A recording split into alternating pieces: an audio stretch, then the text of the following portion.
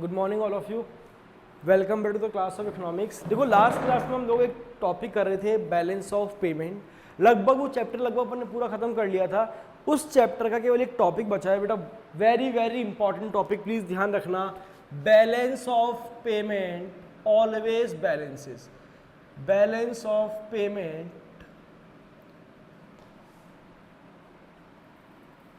Always balances. मैंने बोला बच्चों balance of payment always balances, ऐसा क्यों? इसका अपन पॉइंट्स पढ़ते हैं। पहले लिखा the balance of payment always balances in the accounting sense according to the principle of accounting. तो ये बोलते हैं कि sir balance of payment always balances in the accounting sense, in the accounting sense by following the principle of accounting, by following the principle of accounting। तो देखो ध्यान रखना, yes BOP always balances, balance of payment हमेशा balance में रखती है government. और क्या रीजन बताया कि BOP always balances in the accounting sense by following the principle of accounting. अब देखो ये टॉपिक एग्जाम में आता है 4 मार्क्स का, 3 मार्क्स का, तो पूरा याद होना चाहिए अपन को। देखो अब मुझे बताओ जो करंट अकाउंट का बैलेंस है या कैपिटल अकाउंट का बैलेंस है, क्या ये हमेशा इक्वल होंगे क्या? नहीं सर, आइदर इन डेफिसिट और इन सरप्लस। उन्होंने यही लिखा the balance of current account, the balance of current account need not to be equal, need not to be equal, either it is in surplus और in deficit, can show surplus और in deficit. कि sir जरूरी नहीं है कि current account का balance हमेशा equal हो, या तो ये सरप्लस में भी हो सकता है और डेफिसिट में भी हो सकता है। तो हमें ये आज सीखने की कोशिश करनी है, अगर करंट अकाउंट का बैलेंस सरप्लस में होगा तो हम क्या करेंगे, अगर करंट अकाउंट का बैलेंस डेफिसिट में होगा तो हम क्या करेंगे। तो क्वेश्चन क्या था, balance of payment always balances, yes balance of payment always balance in the accounting sense by following the principle of accounting, and the balance of current account need not to be equal, either it is in surplus or is in deficit। अगर sir surplus में होगा तो हम क्या करेंगे, और अगर deficit में होगा तो हम क्या करेंगे। तो उन्होंने लिखा if there is a deficit in the current account of a country, अगर डेफिसिट है,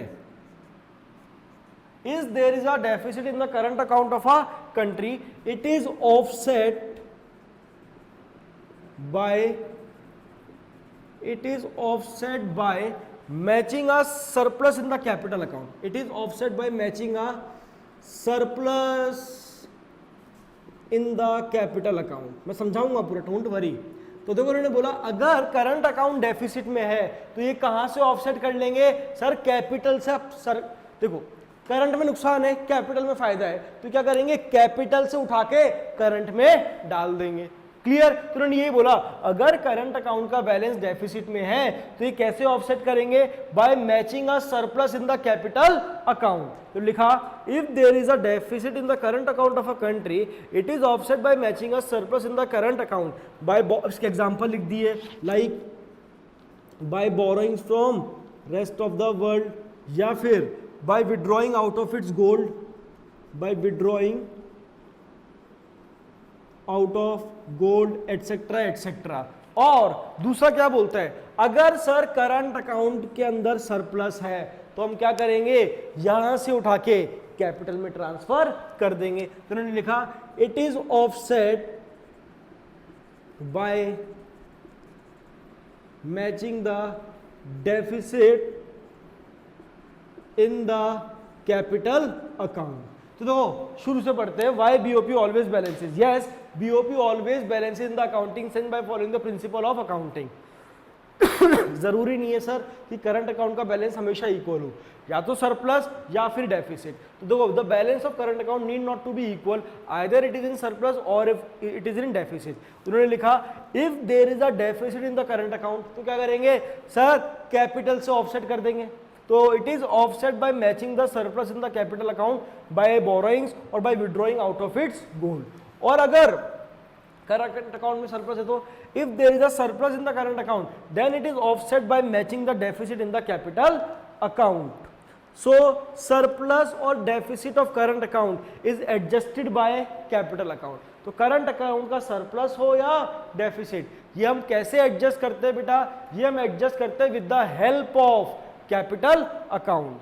तो therefore BOP is always in equilibrium और इन बैलेंस, इसलिए कहा गया है बीओपी हमेशा किसमें रहता है बेटा, इज इन इक्विलिब्रियम और इन बैलेंस। तो ध्यान रखना, yes BOP always balances. Clear बच्चों?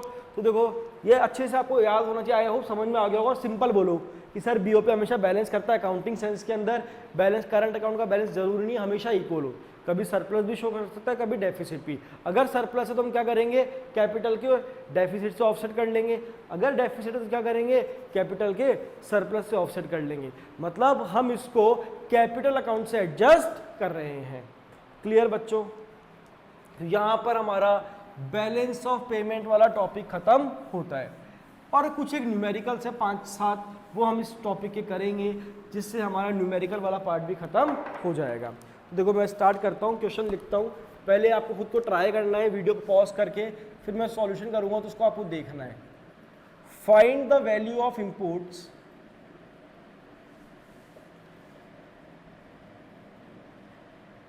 find the value of imports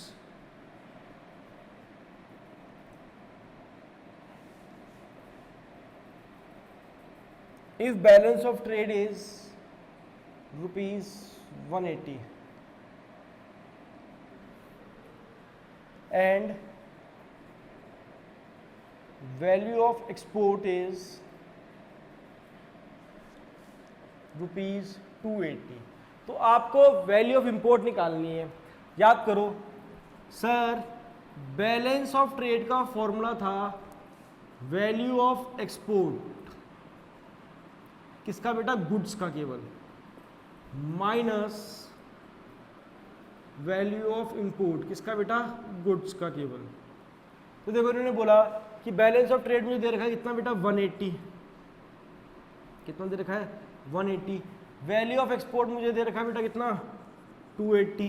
value of import मुझे फाइंड करना है, तो ये उधर ये इधर, तो बेटा इंपोर्ट का वैल्यू कितना आ गया, 100। कितना आ गया बेटा, 100। तो सिंपल था, बहुत सिंपल क्वेश्चन था, निकालना आया। Find the value of import if balance of trade is 180, value of export is 280। तो क्या करेंगे बेटा, एक्सपोर्ट माइनस इंपोर्ट, और इसको हम सिंपली सॉल्व कर देंगे।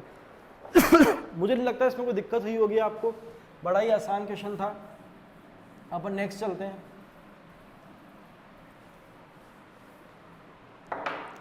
Find current account balance.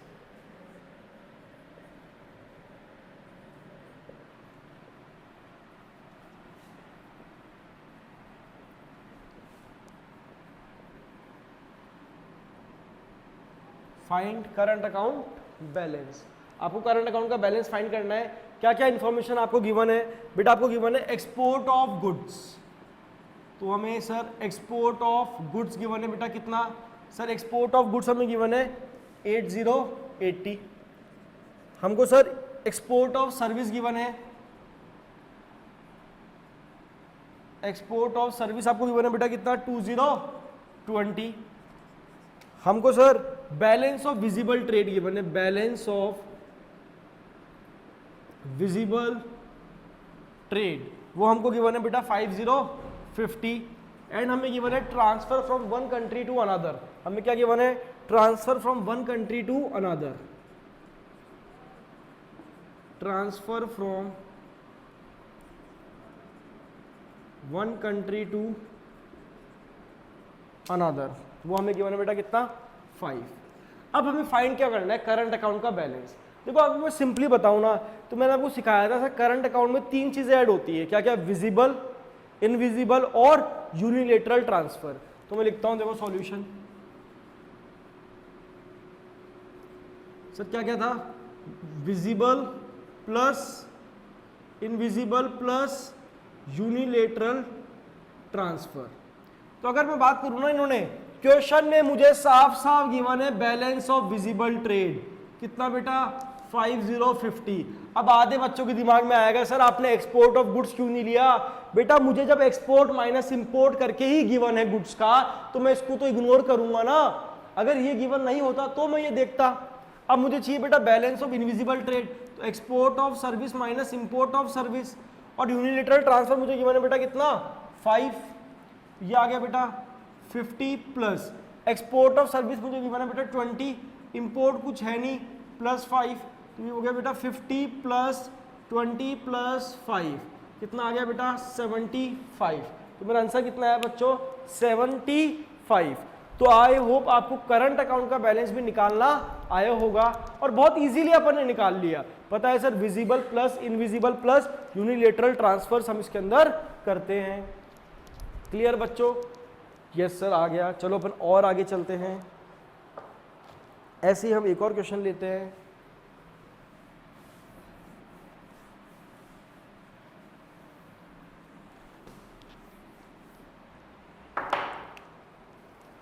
उतारना बेटा क्वेश्चन, देखो पहले खुद ट्राई करना, वीडियो को पॉज करके फिर आप सॉल्यूशन देखना। Find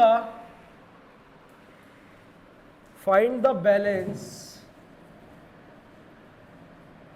on the BOP account, balance of payment account.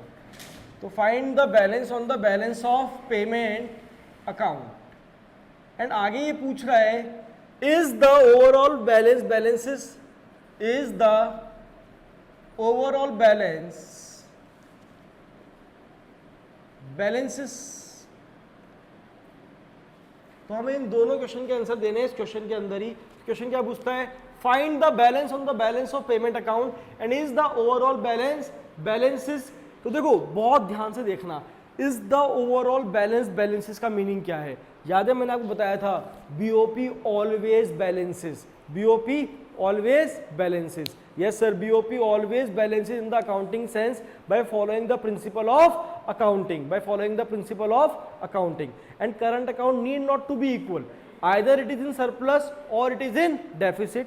याद है या तो सरप्लस होगा या डेफिसिट होगा। And if there is the deficit in the current account it is offset by matching the surplus in the capital account, and if it is deficit surplus in the current account then it is offset by matching the surplus in the capital account. तो ये अपन को पता है कि yes sir BOP always balances, इसका यही मतलब है is the overall balances। अब मैं क्वेश्चन लिखता हूँ फिर इसको अपन सॉल्व करने की कोशिश करेंगे। देखो मुझे फर्स्ट इंफॉर्मेशन बेटा गिवन है capital account balance, capital account balance वो मुझे गिवन है बेटा -400। नेक्स्ट मुझे गिवन है बेटा value of import, value of import that is 150। Next बच्चों मुझे गिवन है value of export, value of export मुझे गिवन है बेटा कितना 450। Then fourth one is unilateral transfers, it is also mention unilateral transfers and it is given 100। And last point मुझे given है balance of visible trade, balance of visible trade. Video को pause करना है, पहले खुद को सॉल्व करना है आपको, फिर उसके बाद सॉल्यूशन देखना है। ठीक है, तो आई होप आप सबने खुद से ट्राई किया होगा। अब मैं आपको इसको सॉल्व करवाता हूँ। देखो बच्चों आपने गलती क्या करी होगी, मैं आपको बता दूंगा आपने गलती क्या करी होगी। मुझे बीओपी का बैलेंस निकालना है। सर बीओपी सिंपली आप बोलते हो दो तरह की चीज होती है, current account plus capital account. BOP में दो आता है sir, current plus capital. Current क्या कहता है sir, balance of visible trade plus balance of invisible trade plus unilateral transfers and plus capital account. यही था बच्चों। अब आपने क्या करा, बैलेंस ऑफ विजिबल ट्रेड 200 ले लिया। ठीक है, इनविजिबल के लिए आपने क्या करा होगा, मैं बता रहा हूँ आपने क्या करा होगा, 200 इसको कर लिया, इसका डिफरेंस ले लिया, वो कितना आया 300। यूनिलेटरल आपने 100 ले लिया होगा और ये आपको 400 गिवन है, तो आपने इसको सॉल्व करा होगा, आपका आंसर आएगा 200। बट ये गलत है, जो जनरली आपने किया होगा और जो जनरली बच्चे भी करते हैं, बट इट इज रॉन्ग। ऐसा क्यों सर, ये गलत क्यों है? देखो मैं एक बार बताओ, क्वेश्चन में साफ साफ गिवन है बैलेंस ऑफ विजिबल ट्रेड। आपने एक चीज नोटिस करी, यहां बोला वैल्यू ऑफ एक्सपोर्ट, यहां बोला वैल्यू ऑफ इंपोर्ट। क्या इन्होंने कहीं पर मेंशन किया क्या कि ये वैल्यू ऑफ एक्सपोर्ट सर्विस का है या गुड्स का है? क्या इन्होंने कहीं पे मेंशन किया क्या ये वैल्यू ऑफ इंपोर्ट सर्विस का है या गुड्स का है? तो आपने इसको सर्विस का कैसे मान लिया? एक गलती यहाँ होती है। तो बेटा अपन क्या मानेंगे, अपन इसको एज्यूम करेंगे कि जो वैल्यू ऑफ एक्सपोर्ट हमें गिवन है ये गुड्स एंड सर्विस दोनों का गिवन है, और जो हमें वैल्यू ऑफ इंपोर्ट गिवन है ये भी गुड्स एंड सर्विस दोनों का गिवन है। तो बेटा मैं इसको विजिबल प्लस इनविजिबल ट्रेड दोनों का निकालूंगा। तो बेटा वैल्यू ऑफ एक्सपोर्ट बेटा ये दोनों का है goods and service, minus value of import ये दोनों का है बेटा गुड्स एंड सर्विस। तो ध्यान रखना। एंड यूनिलेटरल ट्रांसफर मुझे गिवन है बेटा कितना 100, तो मैं कर दूंगा plus 100। And capital transfer is also given that is minus 400, तो मैं कर दूंगा बेटा माइनस 400। तो मैंने क्या करा प्लस 100 माइनस 400। अब मैं बात करता हूं बेटा वैल्यू ऑफ एक्सपोर्ट, दोनों चीज है गुड्स एंड सर्विस। तो देखो बेटा वैल्यू ऑफ एक्सपोर्ट कितना गिवन है मेरे को sir 450, and value of import मुझे कितना गिवन है sir 150। Then it is given 100 minus 400। Let me try to solve it. It is आया sir 300 plus 100 minus 400 that is 0। 400 minus 400, तो मेरा नेट आंसर कितना आया 0। और उन्होंने यही पूछा है is the overall balance balances, yes, क्योंकि सर फाइनल आंसर कितना है 0। ना तो सरप्लस है ना डेफिसिट है, मेरा बैलेंस किस में है इक्विलिब्रियम में, क्योंकि आंसर क्या है अपना 0, तो ये बैलेंस हो रहा है। तो आई होप आपको क्लियर हुआ होगा बच्चों, ठीक है। तो ये अपन ने सॉल्व किया एक और न्यूमेरिकल। देखो बड़ा अच्छा न्यूमेरिकल था, यहाँ गलती होने के चांस होते हैं, मैंने पहले गलती करके बताया आपको गलती आप कहाँ करेंगे। तो आई होप आपने सीखा होगा इस न्यूमेरिकल से। चलो एक और न्यूमेरिकल अपन करते हैं, एंड आई एक्सपेक्ट ये आप लोग कर लेंगे। देखो मुझे बैलेंस ऑफ ट्रेड गिवन है डेफिसिट, बैलेंस ऑफ ट्रेड का मुझे बैलेंस गिवन है कितना 4000 डेफिसिट के अंदर है। मुझे बच्चों वैल्यू ऑफ इंपोर्ट्स भी गिवन है, मुझे वैल्यू ऑफ इंपोर्ट्स गिवन है बेटा कितना 10,000। You have to find the value of export, आपको वैल्यू ऑफ एक्सपोर्ट फाइंड करना है। तो साफ साफ बोला कि जो बैलेंस ऑफ ट्रेड है वो डेफिसिट में है कितना 4000 के, ठीक है। वैल्यू ऑफ इंपोर्ट आपको गिवन है बेटा 10,000 एंड वैल्यू ऑफ एक्सपोर्ट आपको फाइंड करना है। तो देखो पहले वही वाली चीज़ पहले आप लोग ट्राई कीजिए। तो आई होप आप सभी ने ट्राई किया होगा पॉज करने के बाद। अब मैं आपको इसको सॉल्व करके दिखाता हूँ। कितना आंसर आया सोच लो मन में। सर नहीं बताएंगे, मैंने कहा ठीक है। तो बैलेंस ऑफ ट्रेड होता है बेटा value of export minus value of import. तो बच्चों बैलेंस ऑफ ट्रेड कितना गिवन है बेटा मेरे को माइनस 4000। वैल्यू ऑफ एक्सपोर्ट मुझे फाइंड करना है, वैल्यू ऑफ इंपोर्ट कितना गिवन है बेटा मेरे को 10,000। तो ये इधर ले जाओ बेटा, तो मेरा निकल जाएगा बच्चों वैल्यू ऑफ एक्सपोर्ट प्लस का 10,000 माइनस 4,000। तो बेटा मेरा आंसर कितना आया 6,000। आई होप आप सभी का आंसर यही आया होगा 6,000। वैल्यू ऑफ एक्सपोर्ट कितना निकल कर आया बच्चों 6,000। देखो कितने अच्छे अच्छे न्यूमेरिकल्स अपन सॉल्व कर रहे हैं, और आई होप आपको ये सारे न्यूमेरिकल समझ में आ रहे होंगे, ठीक है। चलो एक और अपन न्यूमेरिकल सॉल्व करते हैं, इसको और अपन इन डेप्थ करने की कोशिश करते हैं, कंसेप्ट को सीखने की कोशिश हम लोग करते हैं। चलो बच्चों नेक्स्ट क्वेश्चन आता है find the current account balance. Question क्या है बच्चों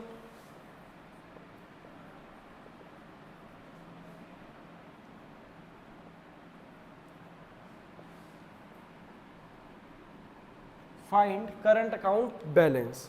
तो मुझे बेटा गिवन है first item balance of visible trade कितना गिवन है बेटा 9,000। सेकंड मुझे गिवन है बेटा एक्सपोर्ट ऑफ सर्विसेज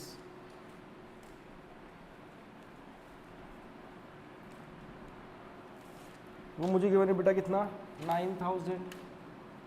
बच्चों मुझे एक और चीज़ गिवन है क्या इंपोर्ट ऑफ सर्विसेज, क्या गिवन है बेटा इंपोर्ट ऑफ वो गिवन है मुझे 3,000। हमें फाइंड करना है बच्चों करंट अकाउंट का बैलेंस। तो जो स्टार्ट करते हैं बच्चों सॉल्यूशन। सर देखो करंट अकाउंट का बैलेंस हमें फाइंड करना है, तो मैंने आपको सिखाया था बेटा 3 चीज़ें अपन ऐड ऑन करते हैं सर, क्या क्या, balance of visible trade plus balance of invisible trade plus unilateral transfers plus unilateral transfer. बच्चों देखो हमें balance of visible trade given है साफ साफ कितना 9000, इनविजिबल अपन निकाल लेंगे बेटा एक्सपोर्ट माइनस इंपोर्ट। इस क्वेश्चन में नोटिस किया आपने, यहाँ साफ साफ बोला export of service, import of service, वहाँ केवल value of export value of import था, इसलिए अपन ने गुड्स एंड सर्विस दोनों का माना। बट यहाँ इसने साफ साफ मेंशन किया है ये किसका है बेटा, सर्विस का। तो ये हो गया बेटा 9000 माइनस 3000, और यूनिलेटरल की अगर मैं बेटा बात करूँ तो कितना गिवन है 0। बच्चों ये कितना हुआ 9000 प्लस 6000 प्लस 0, अरे सर 0 भी ऐड कर रहे हो, मैंने कर दिया, मैंने इच्छा हो गई। तो बेटा मेरा आंसर कितना निकल कर आया 15,000। तो आई होप आपका ये करंट अकाउंट का बैलेंस भी निकल कर आया होगा। कितना निकल कर आया बेटा 15,000। तो देखो मैंने ये पूरा टॉपिक कवर करा दिया आपको balance of payment with numericals. तो अपने नेशनल इनकम कर लिया, अपन ने बैलेंस ऑफ पेमेंट कंप्लीट कर लिया, अपन ने मनी एंड बैंकिंग कर लिया, इंडियन अपन ने लगभग पूरी कर ली। अब हमारे मैक्रो के अंदर एक तो फॉरेन एक्सचेंज बचा है, वो भी 2 या 3 क्लास का है केवल, एक गवर्नमेंट बजट बचा है वो 3 या 4 क्लास का है, एक ADAS बचा है aggregate demand and aggregate supply. तो ये 3 टॉपिक्स बचे हैं, उसके बाद हमारी मैक्रो भी पूरी खत्म हो जाएगी। तो आप लोगों का पार्ट बहुत ज़्यादा ज़रूरी है कि आप लोग खुद से पढ़ना स्टार्ट करें। व्हेन यू स्टार्ट, जैसे ही आप स्टार्ट करोगे ना तो आपको मज़ा भी आने लगेगा। आई नो थोड़ा क्वाइट बोरिंग हो जाता है, बट देखो बोर्ड आने वाले हैं बेटा।